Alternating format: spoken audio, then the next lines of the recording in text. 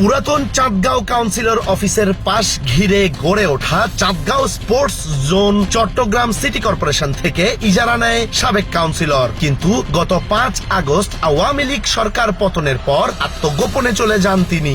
এরপর পুনরায় স্পোর্টস কমপ্লেক্সটি 10 লক্ষ টাকায় ইজারা দেয় সিটি কর্পোরেশন।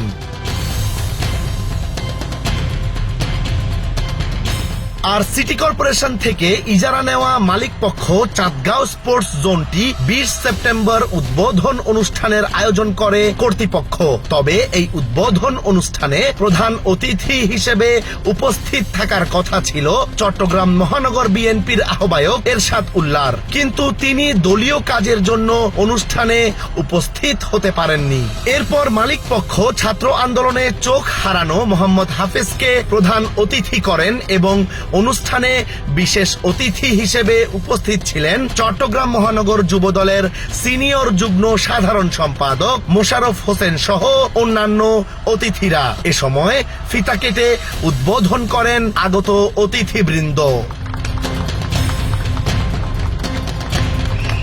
তবে উদ্বোধন শেষে চাঁদগাঁও স্পোর্টস জোনে সানোয়ার ইসলাম বালক উচ্চ বিদ্যালয় বনাম বাকলিয়া সরকারি উচ্চ বিদ্যালয়ের মধ্যে খেলা শুরু হওয়ার আগ মুহূর্তে চট্টগ্রাম মহানগর যুবদলের কৃষি বিষয়ক সম্পাদক নুরুল আমিনের স্লোগান দিয়ে অনুষ্ঠানে অতর্কিত হামলা চালায় তার সাঙ্গপাঙ্গরা।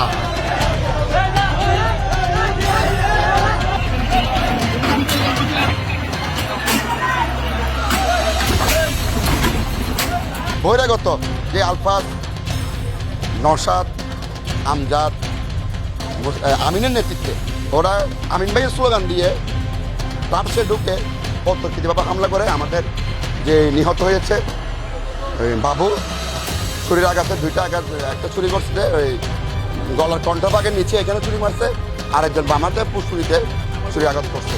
ছুরিটা মারছে যে রুবেল, আমজাদ, রনি, 3 জনে একসাথে দাঁড়াইয়া ছুরিটা মারছে। মূলত অনুষ্ঠান পণ্ড করতে এবং মাটি দখল নিতে এই হামলা চালায় আমিন বাহিনী। এক পর্যায়ে অনুষ্ঠানের চেয়ার, মঞ্চ এবং ট্রফি ভাঙচুর করে তারা।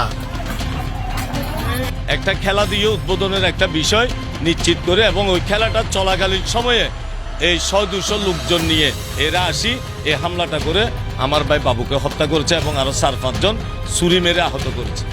এটার মূল বিষয়টা হচ্ছে যে মানে একটা সবচেয়ে অবাক বিষয়, মানুষ কি পরিমাণ নরপশু, কি পরিমাণ বাজে মানুষ, কি পরিমাণ বিবেকহীন মানুষ হইলে বাচ্চারা খেলতেছে মাইকে আমরা বলার পরও ওরা তারপরেও এখানে যেভাবে পারতেছে সেভাবে ছুরি মারতেছে আর যে ইয়াগুলা ভাঙচুর করতেছে।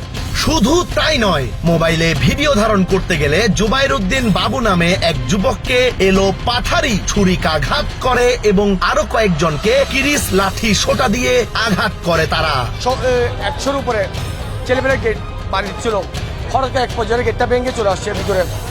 আনন্দ অবস্থায় চেয়ার ভাঙাভাঙি করে ভিডিও ফুটেজ আমাদের কাছে আছে।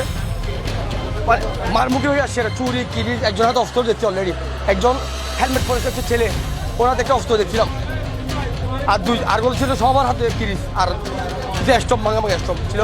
দৌড়ে একটা ছোটো রুমের মধ্যে ঢুকে আমার সব চুপকে দেখা রুমের মধ্যে ঢুকে একটা গেটের রুম আছে, ঢুকে ওই হেলমেট পরা ছেলে আর নৌশু, রুবেল, আলফাজ এদের হাতে ছুরি ছিল, এত বড় ছুরি ছিল, ছুরি দিয়ে শুধু আনার মধ্যে ঘোরা ছিল এদিকে। এই ঘটনায় ছুরিকাঘাত হওয়া বাবুকে চট্টগ্রাম মেডিকেল কলেজ হাসপাতালে নিয়ে গেলে কর্তব্যরত চিকিৎসক তাকে মৃত ঘোষণা করেন। আর মোরশেদ সহ কয়েকজন চট্টগ্রাম মেডিকেল কলেজ হাসপাতালে চিকিৎসা নিচ্ছেন বলে জানা গেছে।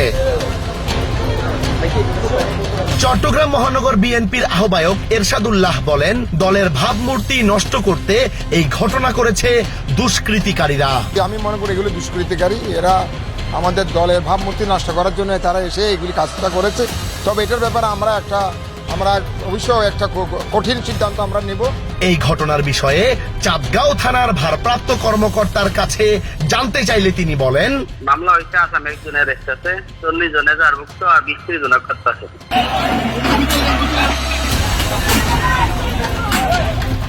Desk report CHD news 24।